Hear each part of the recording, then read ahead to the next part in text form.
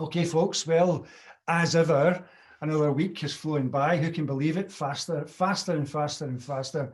Maybe our guest might know something about the universe speeding up, who knows, because he's an astronomer, among other things.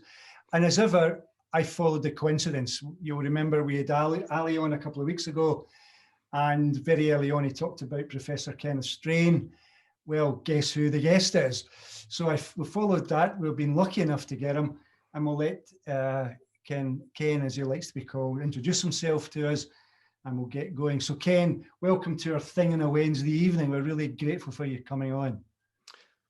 Thank you, Jack. It's a great pleasure to be here. I'm happy to see how I can help with your, with your goals. Yes, that's fantastic. It was very simple. We got involved again through the COVID thing kicking off back February time, March time. Anxiety. We've been at it ever since. I think you might be our 30th show, which is pretty cool. It would be good to, as ever, what we do is we just get people to tell us a wee bit about their backstory, how they got into what they're doing, and then we sort of inevitably follow that into COVID at some point. But your story is amazing, and I'm really quite excited about it. So do you mind just giving us a wee bit about your background and how you get into what you're doing? And I know you've got a story about your health. That'll be maybe just following through all of that, and then I'll pick up. I might stop you occasionally for a question, but I'm sure you'll appreciate that. Is that okay? Great. Yeah, that sounds great. So I was thinking what the best way to introduce this is. And I remember as a child being really curious about anything to do with physics or electronics or astronomy and what it was. And even at a time when there wasn't a hope of me understanding any of it, but I was enthusiastic about it. Yes. And then I knew very early on that I was going to go to university and do a physics degree and then do a PhD. I decided that when I was in my teens, even though I didn't know again what it really involved, but it just seemed like a good goal because I was interested in research. And third year undergraduate, did my physics degree. I did this project with a group of people called the Gravitational Waves Group. They were back in the mid 80s. They were essentially had this dream of making ultra sensitive detectors that in 1, 2, 3, whoever knows how many decades would detect these gravitational waves coming in from the furthest reaches of the universe. Wow. They're formed when things like black holes collide or when neutron stars and other type of massive object collide. Yeah. And they travel across the universe and they produce the tiniest little signals on Earth. And this was only meant to be an 8-week summer project. And I'm still working on that project. Nearly 40 years later, 35 wow. years later. Wow. So and the great news was, the amount of technology we had to develop was just enormous. Lasers, optics, you name it, lots was involved. And I had a feeling back then that it was going to take a long time. And I thought I wouldn't see, I'd be at the point of retiring before I saw any big discovery. But 2015, we switched on our detectors, and they're in America. We contributed to this big American project, putting our technology in these detectors. We switched them on, and within a week, we detected a signal. Wow. And it was a clear-cut signal.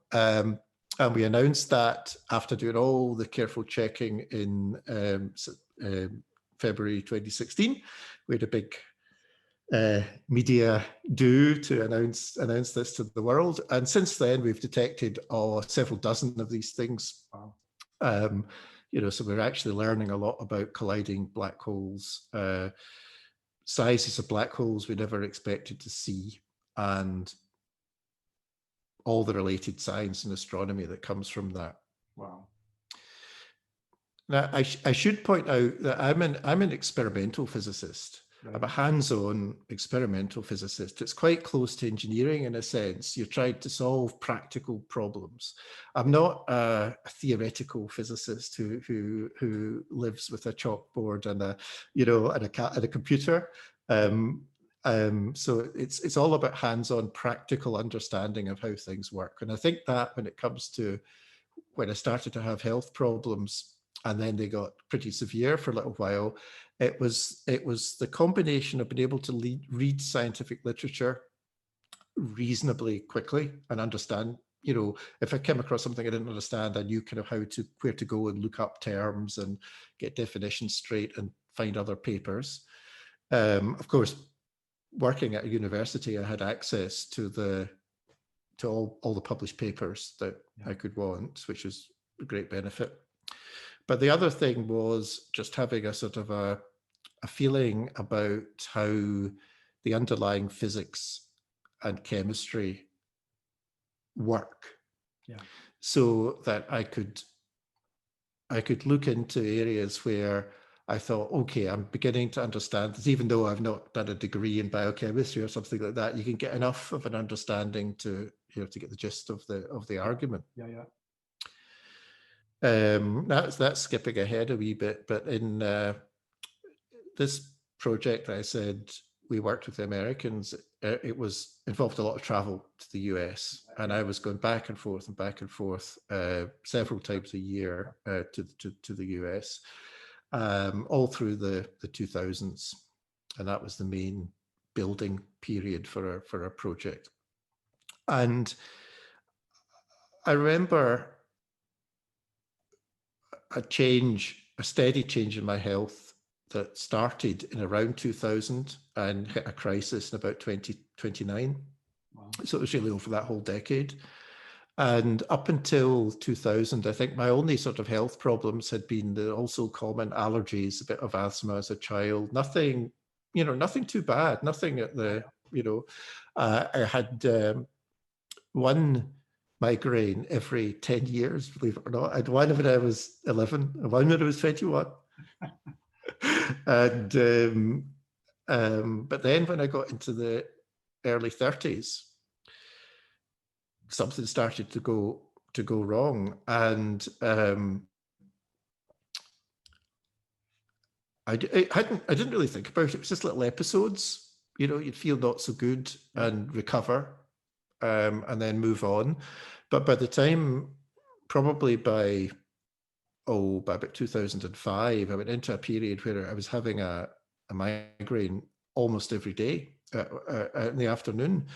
And fortunately, when I get migraines, they're not completely incapacitating most of the time. I get vision problems, disturbed vision, and feel a bit nauseous and woozy for a wee while, but it goes away in 20 minutes, and I don't have a long headache after that. But I was having that every day in the afternoon, and I began to think, what's causing this? I mean, month after month, and I never really, never found out. It was just a fact, and it came, and then it would go away for a while, and then it would come back. And of course, I started going to see doctors and really not getting any particularly useful advice. I tried one or two different types of medicine, but they only made me feel worse, and it didn't really help. So anyway, one of the things I like to do, I like to be out and about quite a lot, and I like to live in an area where there's forests nearby, and I like to go out. I like to take photographs. I like to go out running in forests. I'm not a competitive runner by any means, but I just really like running through muddy forest trails, and find it very relaxing. And about 2009, early 2009, I was running along, and a few times I fell over. And, I thought, this is, I had tripped or just lost my balance or so. And I thought, what's going on here? Yeah. But anyway, this was the start of a period where over the next few months, I was feeling dizzy. My feet didn't feel right. It's as if I was walking 6 inches above the ground. It's hard to explain, but when, the balance just wasn't right. Yeah.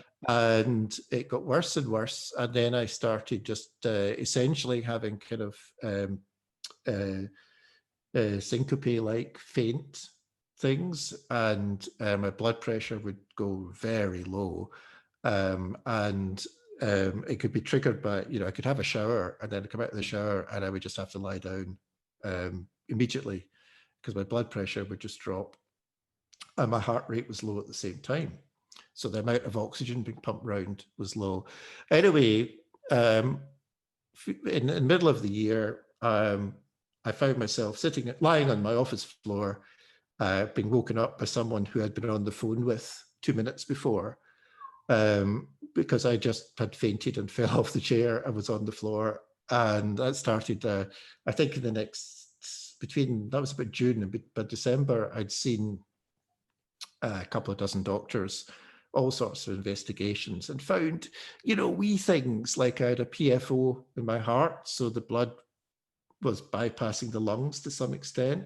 And that, I believe, when we get on to... Just for the people watching, because they're not all appreciate what a PFO is. If you use right little phrases, we might miss it, No, sorry. So the four chambers of the heart, right? They got the ones on the right that circulate the blood to the lungs, and the ones on the left that circulate the blood to the body. Yeah. But before you're born, you don't use your lungs because there's no air, and so there's a shunt that short circuits the lungs, so the blood doesn't go through them, and that closes up when you're born and you start to breathe. And there's times when it can reopen again, though, and it lets the blood go the wrong route and basically not go through your lungs. Wow. And so it doesn't get oxygenated. Right.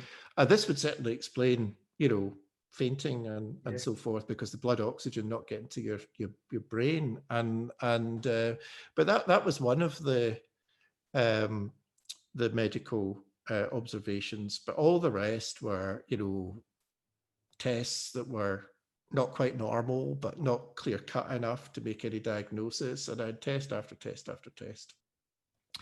And during this point, I was feeling, quite miserable. And I'm sure a lot of your audience have gone through health problems whether it's been caused by stress or diet or whatever the cause, you can go through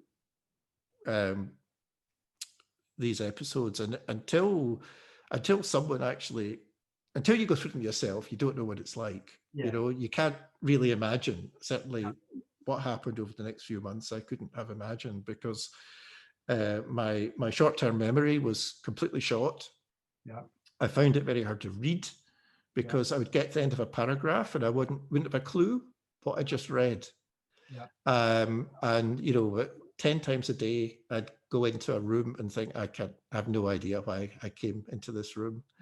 And as winter came on, and it might have been partly due to the Glasgow, the dark winters and so on, I ended up being essentially inactive and pretty much spending all the time in bed and just feeling utterly miserable. I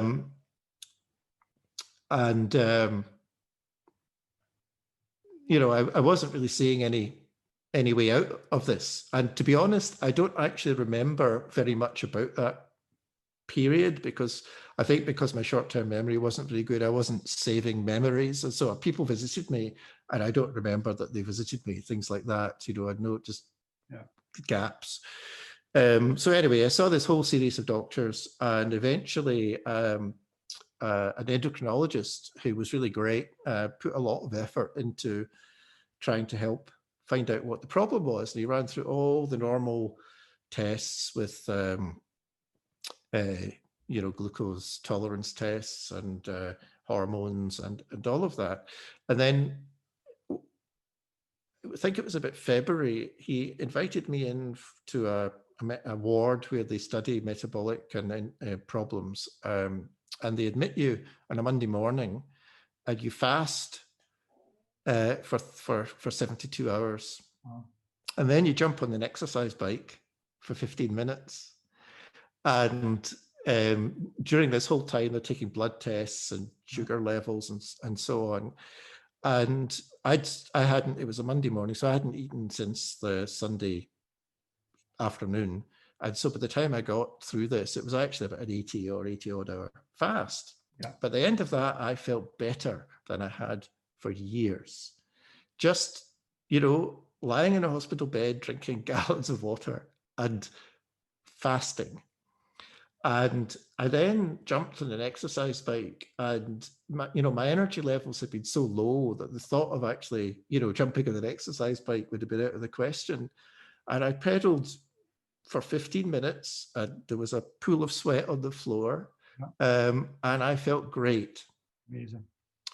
And I learned so many things from that experience about how, for example, the blood sugar stabilized after a day or so. Yeah.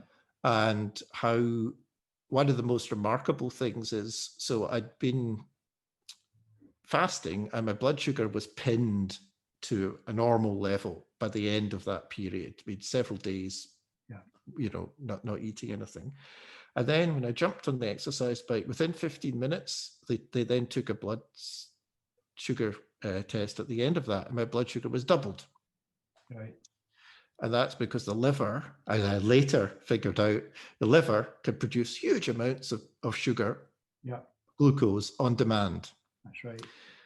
And that plus a few other observations, which we might talk about, in this science that I learned, made me try a set of interventions. And essentially by luck, I chose to go low carb diet. I mean, I thought, well, fasting, I've got to eat, but, I can't fast forever. So how do you eat to retain as close as possible to a fast?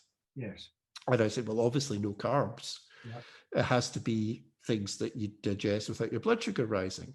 Yeah. I just worked that out. And then I'd also had lots of tests, and a few things like my vitamin D, like most people in north of the UK, was pretty low.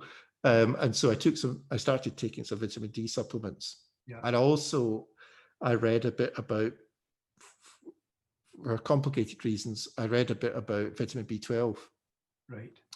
And I read about how hard it is to test for that. And so I just decided that, my main goal was it wasn't to be a scientist. It wasn't to investigate step by step all the possibilities. It was just to try everything. So I tried low carb. I tried vitamin D, quite a high amount of vitamin D. And I tried, and I actually bought from Germany some hydroxycobalamin for injection, and injected myself for a few months with that so that I knew that there was no problem. And as I think Ali has said now and again, I went through this amazing recovery. Within 3 months, I was energetic. I went back to see that endocrinologist for a checkup, and he came out of his office, and I was sitting in a chair outside his office, and he looked at me and he said, "You're feeling better, aren't you?" just by looking, just by glancing, because the difference was so marked. And within 6 months of basically spending nearly all my time in bed, I could run 10 kilometers and enjoy it. Yeah. I'm really excited about where we're going to end up here, I suspect. Just a few things to reflect back. One of the things when you're on a journey, like I've also had my own health journey thing with a lung condition situation, where endless tests, nobody really knowing. What they said was, we don't know what causes this and we don't have a cure for it, but we'll give you a cure anyway. That one that I didn't want, steroids, I said, I'm not going to take them. And so I had to, and I'm not like you, I've not got the scientific mind. I'm more an intuitive kind of guy and follow coincidence and stuff. And, I found my way with alternatives, because they couldn't, if I'd taken their treatments, I don't think I'd be here now. It's just the truth of it.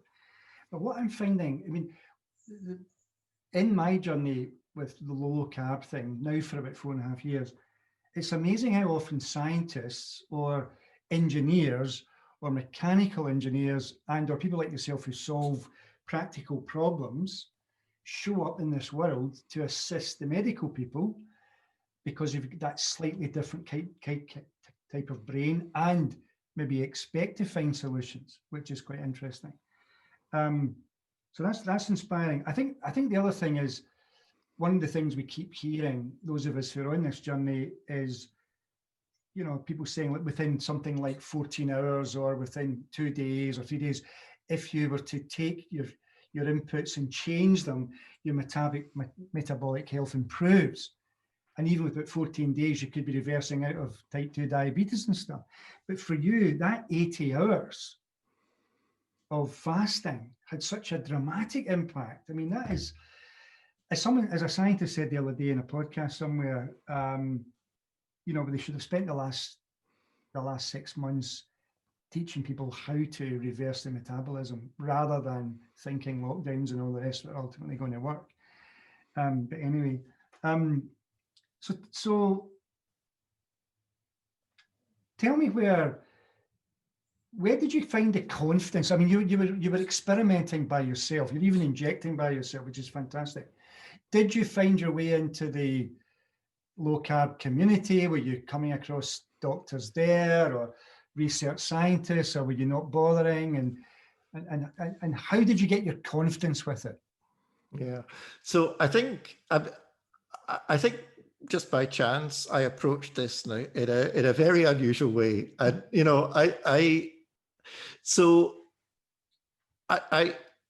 right from the beginning and right till now, I regard biology, and especially biology as relating to nutrition, as unbelievably complicated.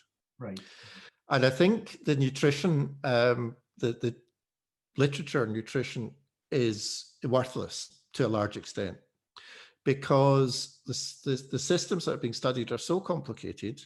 You know, it might be on humans, but then ethics gets in the way of what you'd really like to do. It might be on rats, but how do you know that a rat behaves the same way?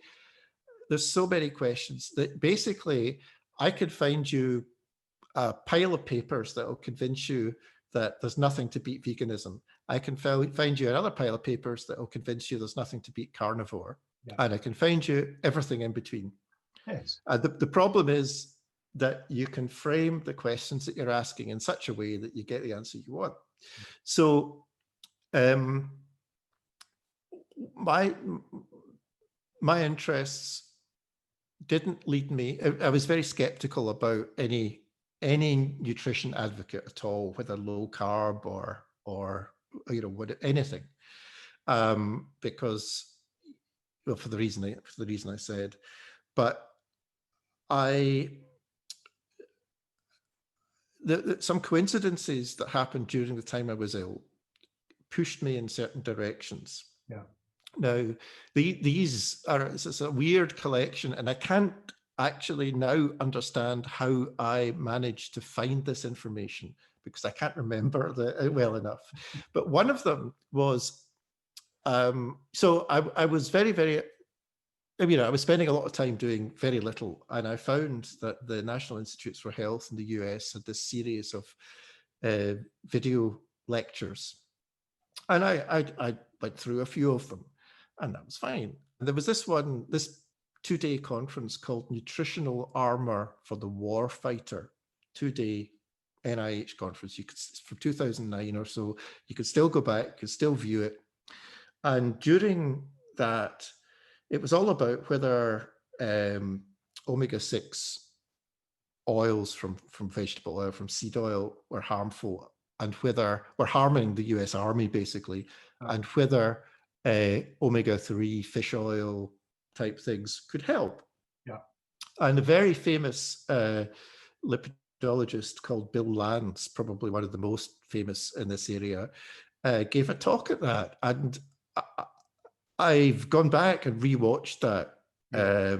And I you know, it's a really, really powerful talk. Yeah. And that made me think that there's something going on with the fats that you eat and how they affect your health. So that was one thing. I was aware of the low carb thing, the low carb advantage from the fasting, and that took me to Gary Taubes' book. Yeah. Okay, you know, good calories, bad calories, or diet delusion if you're in the UK. And I actually bought 2 copies of it because people that I knew were so interested, and I would lend them out. I don't have either copy anymore. They're both they're both away. But it was a very useful book, and the things in that really struck me were the long sections where he's talking about how hormones are in charge and so forth, and it's to do with growth hormones and insulin like growth hormone and all those things, and that appealed to me because it made me think that this was all being driven by quite low level biochemistry. Yeah.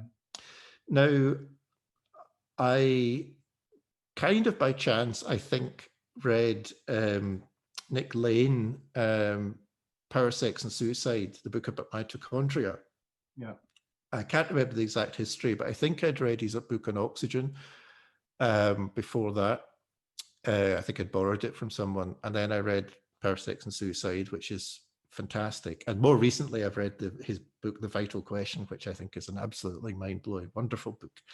But the relevance of Power, Sex and Suicide is that all of the metabolic processes to do with energy in the body are governed by the mitochondria and the cells that generate the energy. Right? That's where all the energy generation takes place, to a good approximation. And over the next while, I sort of assimilate. The thing that scared me most was reverting back to the state of ill health. You know, I'd got out of it, but I didn't know really how I'd got out of it, and I was really worried about what I needed to do to stop, you know, relapsing in some way. And that's what drove me to study the biochemistry of mitochondria, and that took me to the hyperlipid blog, Peter hyperlipid blog, which I'm sure has been mentioned before. And it turned out actually when I was ill, Peter was like a mile away from where I live. And I didn't know, I just missed him. He'd moved away. Otherwise, I would have loved to have had a chat and say thank you very much to him for his amazing work.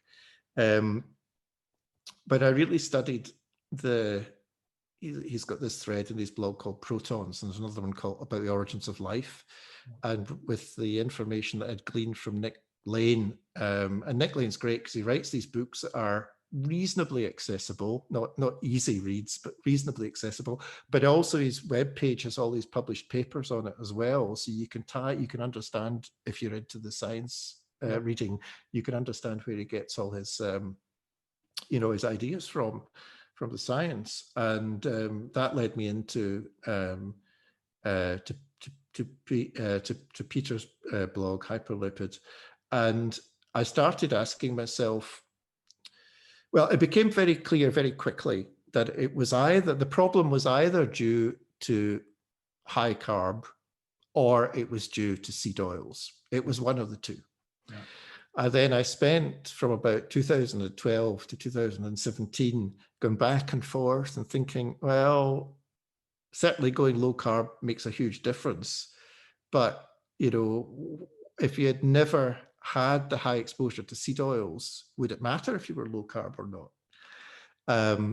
And I would occasionally post comments on on the Hyperlipid blog. And then this guy, Tucker Goodrich, answered one of the questions.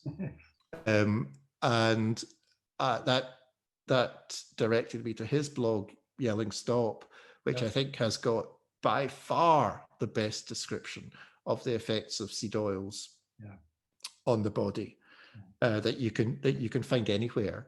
You know, you'd have to read 100 scientific papers to get as much information, and maybe not as clear even then. So, so what's the answer? The answer is, well, they are both a problem, but carbs on their own are not a problem unless you have already injured yourself by eating seed oils.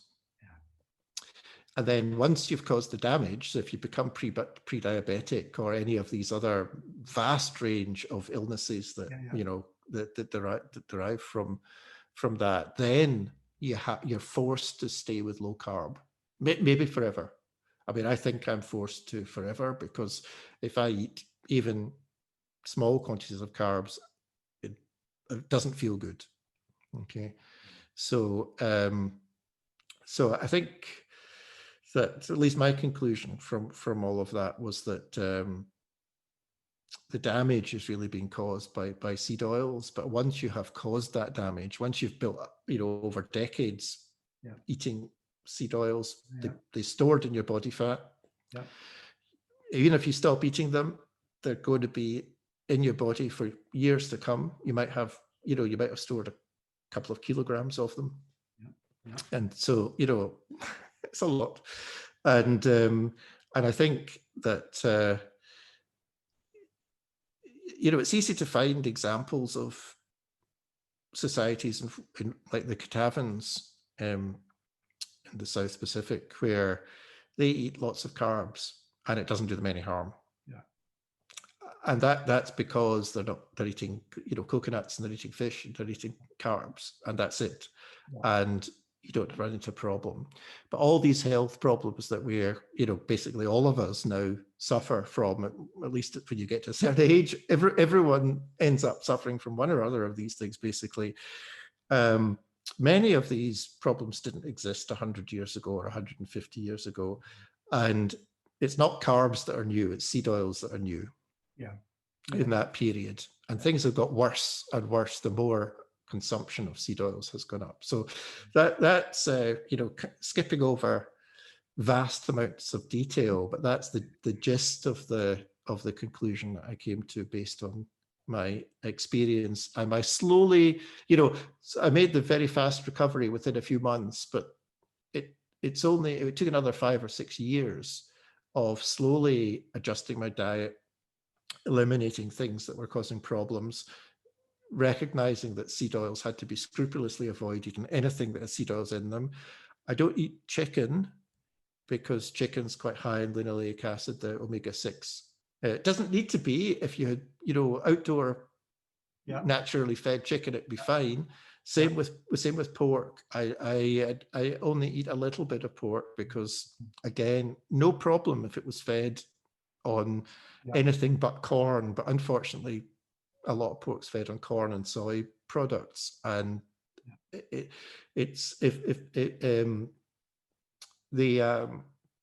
as I said, when I was a child, I had quite a lot of allergies, and the periods of my life where these have been quite annoying, and I've actually gone to see anaphylaxis doctors and so on to get testing done a few times, a dermatologist, because I had all sorts of skin problems. That tapered off as I removed all the omega-6s, and now I don't have any signs of allergy, don't have any skin problems whatsoever. I remember the last time I visited a dermatologist, she remarked at how dermographic, they call it, how easy it was to just touch my skin and write on it, and it would turn red where it was touched, and that doesn't happen anymore. Completely gone. Amazing. I mean, I think one of the great things about having someone like yourself following is the vast majority of people who are following this or follow me or whatever, we're not scientists. And we've all got our own, as you say, rightly so. If we fell into the so-called healthy diets a way back when your parents were feeding you whatever they were feeding you, and you were then doing your thing, as was I, we're needing scientists like yourself to take the time to read all these papers, to somehow or other get an understanding of them and then articulate that to the rest of us. Because we, quite frankly, I mean, I've picked up the odd scientific paper and I'm falling asleep very quickly. My brain doesn't do it. But I love listening to guys like yourself or, the various scientists and medical people who are on podcasts, particularly I love podcasts. And, you've got people like Ivor Cummins, who's just devouring papers in the literature and explaining it to us, and the Jimmy Moores of this world interviewing people like yourself and others. We need that. So it's fantastic when someone like yourself takes the time. But then each of us who have been on our journey, we're all individuals and we respond to everything individually. There's no one size fits all, as we know. And I think the thing is, if we are experimenting like you did, not with a scientific brain, but just, well, what happens if I have this 2 days later or 1 hour later or whatever, you begin to realize what's working and what isn't working. But I think, I don't know what you think, but I mean, very early on, I remember my parents, I remember there used to be a big old-fashioned frying pan in the kitchen. I'm a youngster, and there's this big black thing that came from God knows where, passed down through the ages, and there was always, just white, a hard white fat in there, and it was used time and again, never thrown out. And then I remember suddenly we went to oils, suddenly because, and my father saying, because this is healthy now, and we stopped having butter and we got margarine. And of course, when I get married and I start out and I cook, I've always cooked. I say to people repeatedly, I must have purchased gallons, hundreds of gallons of seed oils, thinking they were healthy, and consumed them unbelievably so. And you're right, where is all that stored, and what is the poison, what was it? So I reckon that my condition was developed over the seed oils, the so-called healthy oils, and of course the refined carbohydrates. I'm believing that if I eat, I went through a big vegetarian phase, but I'm still, it's all the oils, and it's all the processed, flours and so on, and I'm pretty certain that's what made me ill. Mm-hmm. And since I stopped them, everything's just intense. Yeah, and to be honest, it's no surprise, because when you do, you don't.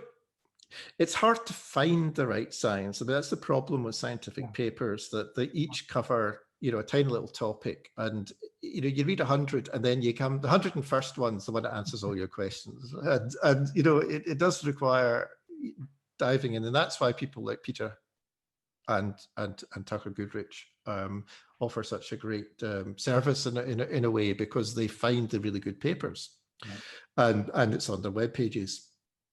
I think, looking back, what I really did was I developed a guide for myself, and that is, I have to love my mitochondria, right?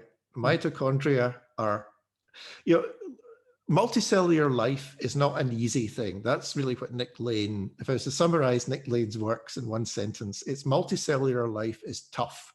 Right.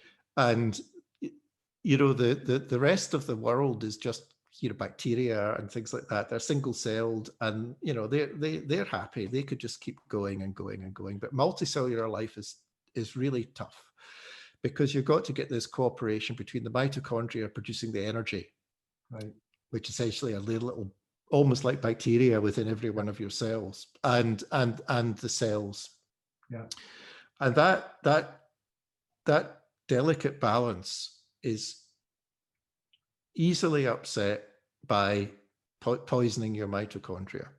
And it's whether it's cancer, aging, immune problems, 101 other examples. It's all the same basic underlying problem, that you're not looking after your mitochondria well, and they go into a sort of a protected mode where they're not producing as much energy. You've not treated them well. They're not going to do the job as efficiently. And I think that's why when you see people who are maybe in the 30s or 40s or 50s, that they're starting to get ill with any of these problems, that it's often a multiplicity of problems. And I think that's why the doctors find it really difficult, because it's not, you said you had a lung problem, but, almost for sure you had a problem, not just in your lungs. And the problems I had were, in my head, in my heart, in my skin. And the doctors aren't really, there's no sort of, you can't just go and see the mitochondrial specialist. It'd be great if you could. And they would always tell you, to avoid refined food, and that's the way to look after your mitochondria, and it'll definitely pay you back. So cooking whole food, basically, we're back to the basics, aren't we? Yeah. I mean, because just to help that sometimes we get new people coming on, if someone recommends it, especially if they've got some interest in the actual guest. I mean, to simplify it, when we say seed oils and vegetable oils, what particular oils would you be saying to people you don't really want to be consuming or cooking with that? And here are oils that you might want to use if you're going to use oils. Do you want to say something about that practical stuff for a moment, just for the? Of course. Yeah. I'll say it scientifically, and then I'll say what that really turns out to mean. Yeah. So 100% of the problem comes down to one chemical, which is called linoleic acid. Yeah. Okay. It's 18 carbon chain, 2 unsaturated double bonds. That's the end of the science. If you get rid of that, good. if you get rid of that, you're happy. Yes. And until a few months ago, between 1910 or so or 1911 to a few months ago, it was believed that this was an essential component of the diet at some very small level. Yes. But it was essential. But it turns out there's been recent work that shows that actually, even if you don't have any of that at all, as long as you get some other sources of omega-6, you'll be just fine. So basically, you don't need to worry about eating too little linoleic acid. It's almost impossible to eat too little. And so essentially what you want to do is cut this out. And so all the liquid oils are the ones to watch out for. The liquid vegetable oils, that are the ones that are liquid if you put them in a fridge. Yeah. I can't remember who it was that first said this test, but it's accurate. So sunflower, safflower, I'll leave rapeseed for a minute, but sunflower, safflower, grapeseed, canola, or corn oil,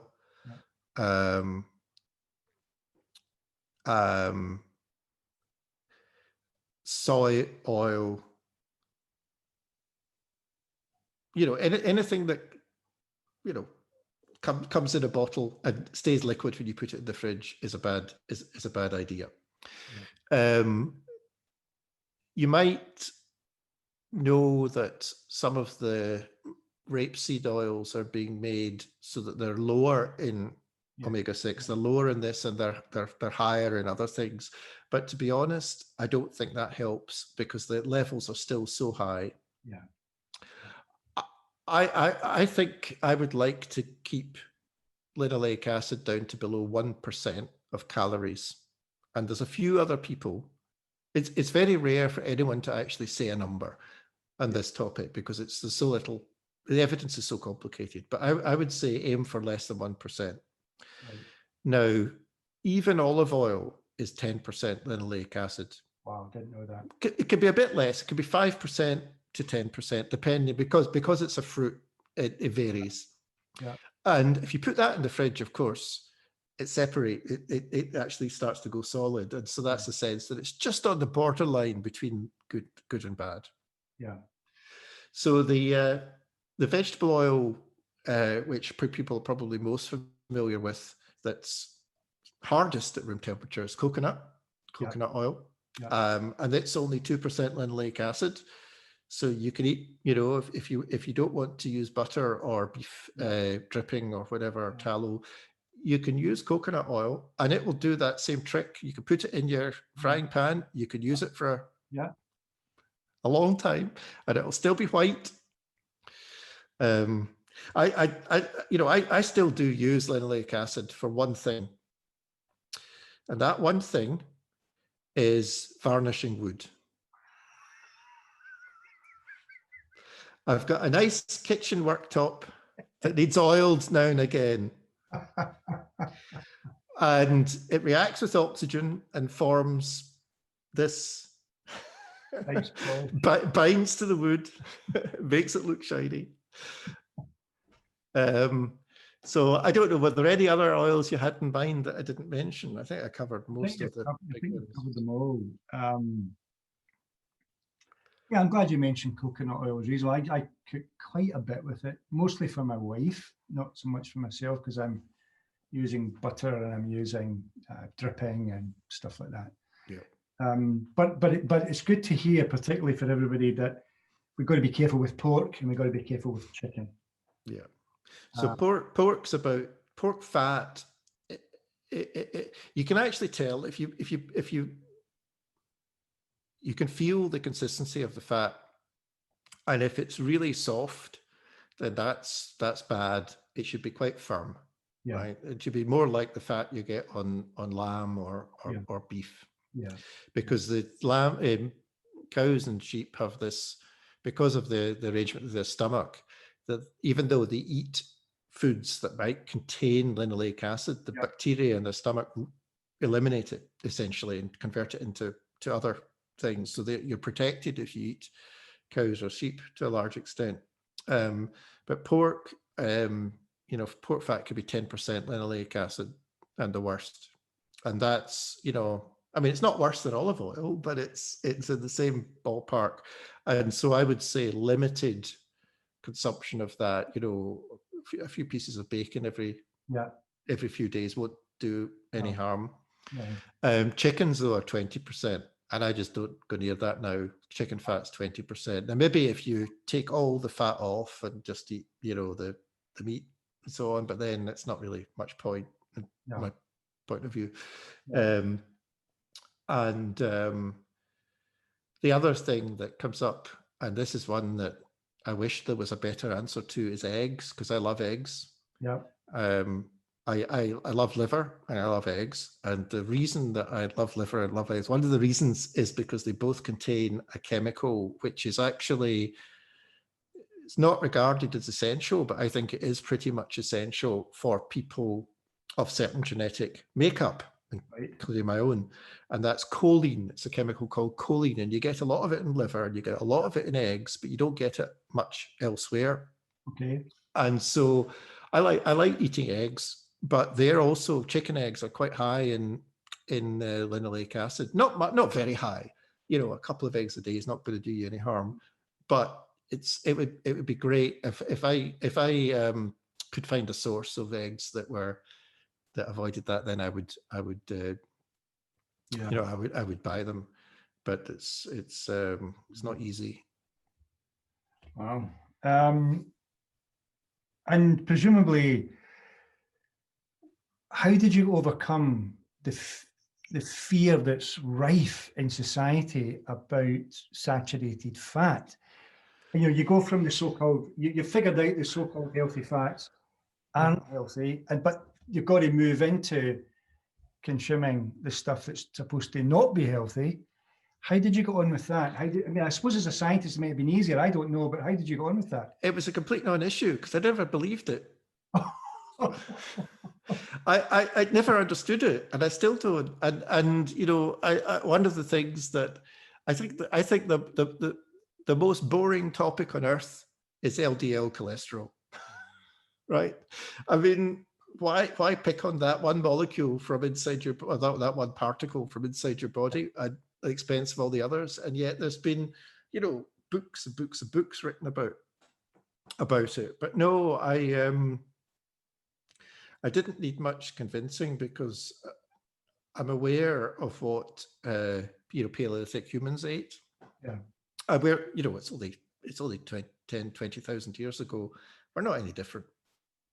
Yeah, I mean, it's interesting you say that because I often say to people, especially if I've got American guests on, you've been in America, you go to a supermarket in America, you get to the checkouts and there's magazines on paleo, there's magazines on even keto. In the UK, they just don't exist. Certainly not at the checkouts. You'll get all the other stuff, veganism, for example. But the thing is, do you think there was an article? So I'll go back. There was an article in the Times on Saturday. In the weekend, I buy a couple of papers to see what a certain demographic in our country or political persuasion is doing in terms of their understanding. So I'll get myself the Times and the Telegraph and maybe the Financial Times weekend thing.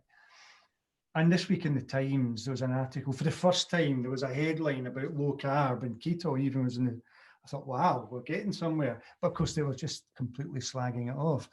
And the reason they were saying was because paleo.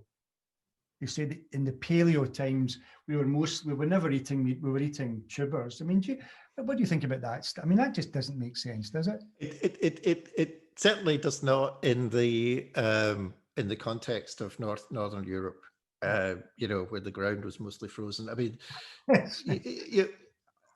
I'm reluctant to go too far in this direction because I don't think that any arguments based on what we thought people were doing 10, 20, 30, 100,000 years ago are actually worth much. Yeah. I think there are much better arguments based on the biochemistry and on modern science. And, even though as you were asking earlier, whether I follow low carb or paleo and I really don't. I mean, the only people that I think I've sort of avidly watch to try and understand a bit more are actually the carnivores. Yeah. And largely because as I become more, I'm not carnivore, but I'm quite close to, and that's because if I eat, there's a whole range of plants. If I eat them, then I start getting mild autoimmune symptoms. Yeah. And it reminds me of the sorts of things that I had before. I have to be very careful if I occasionally buy things like sausages and so on, but see if they've got pea protein in them, that's terrible. I mean, I feel ill a few hours later, start getting hives and allergic reactions and all sorts of stuff. Yeah. And so I do listen very carefully to those people, but I'm not worried about whether something's paleo or low carb or keto or whatever. If you don't eat carbs, it's keto. Yeah. Simple as that. Everyone does keto every night unless they get up and snack in the middle of the night. Yeah. Right? You can't. Your blood sugar drops during the night and you start producing ketones. Yeah. Now, what's true is after you spend a few months on low carb, then you start getting keto adapted and your brain functions better. Yeah.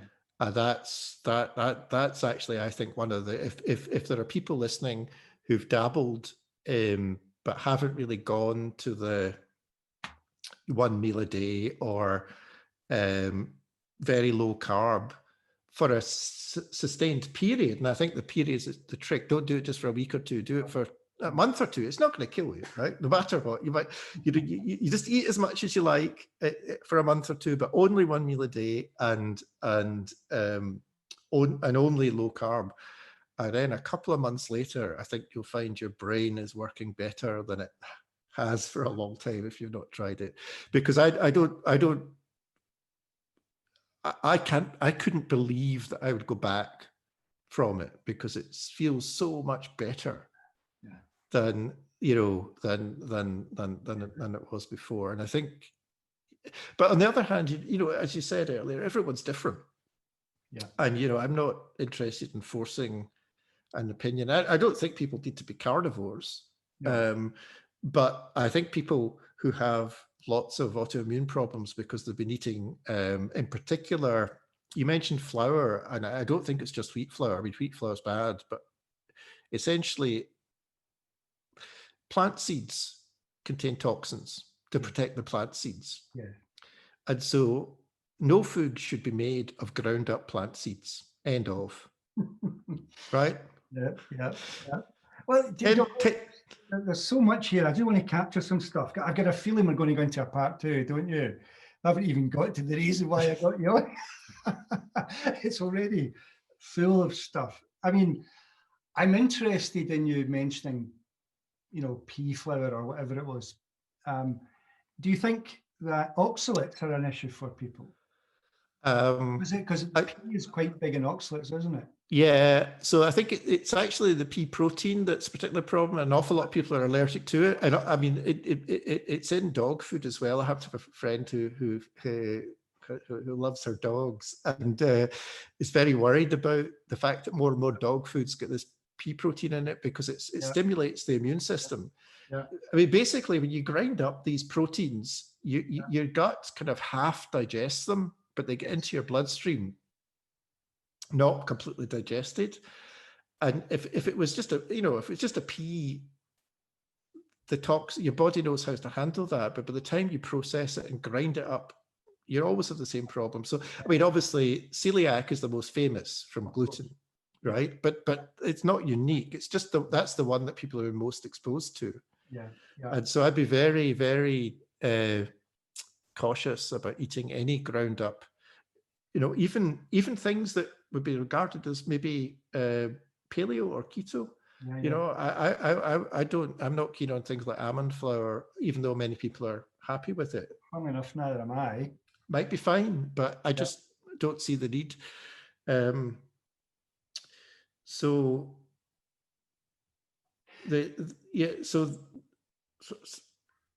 was I going to say? I've lost my thread. Well, just take the point where I think you're intuitively reaching there, funnily enough, by what's happened coincidentally. I think one of the things that amazed me, and I keep saying to people, and others say it all the time, is how our brain fog disappears and we get this intense clarity of brain. Yeah. In some ways, I don't remember having since I was a child. It's so powerful. Yeah. And at this stage in my life, it's just amazing to have it. So that I'm grateful for you sharing that.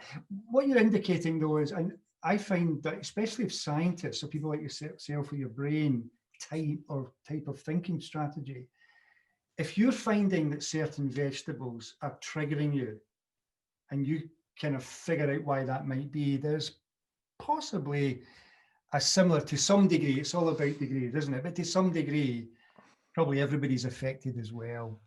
I'm not sure. I wouldn't say that. I think. So an example of that. Let's say your stomach acid is really powerful. Yeah. You're going to be able to eat an awful lot wider variety of things, and they won't cause you harm because your stomach will break them down.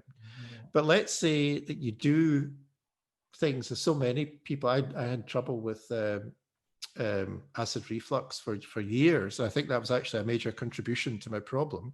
Same here. And that means you're not digesting things as well. And then you become more susceptible to undigested plant proteins. And once they've got into your bloodstream, your immune system gets wise to them, and you're probably never the same again. And so I think there are people who haven't had, I think if you had avoided the damage to the stomach digestion, then you probably wouldn't have problems. I mean, might well not have problems with eating plants. And I think that explains why many people, are very puzzled when you say, "Oh, I can't eat, this or that sort of plant because it makes me ill." And they say, "Well, that seems very strange." And I think it's only because, or at least largely because, of the whole history. Yeah, I mean, funny enough, one of the things that I say that people ask me is the brain fog disappears and acid reflux disappears, funnily enough, as well. And for some people who are on, drinking Gaviscon or whatever it is every night, because to them, they just can't quite believe it. But it's amazing how it just goes. But getting back to my point, I think it's about degrees. For me, I'm not a scientist, but nevertheless. So what typically are vegetables you tend to steer away from? It's easier to list the ones that I don't steer away from. So I seem to be okay with onions. I seem to be okay with tomatoes, although I don't eat very much. Just a tiny amount for flavor.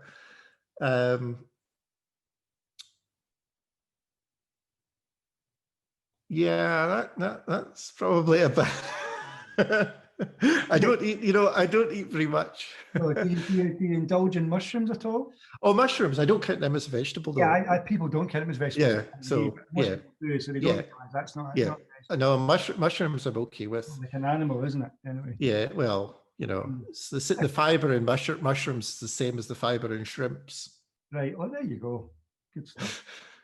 So, listen, I think I get so much I want to ask you, but I think what we'll do is we'll break it here. It just makes sense to me. Unless there's anything to top what you've been saying, you might want to say. No, I just remembered I hadn't responded to your question on oxalates. That was the thing I missed out. And yeah, no, that's a really good point, because it's another one of these plant defense chemicals. Yeah. And a friend of mine got very ill because she was eating fried aubergine in vegetable oil, or eggplant aubergine, whichever you like to call it, and started getting really bad skin problems.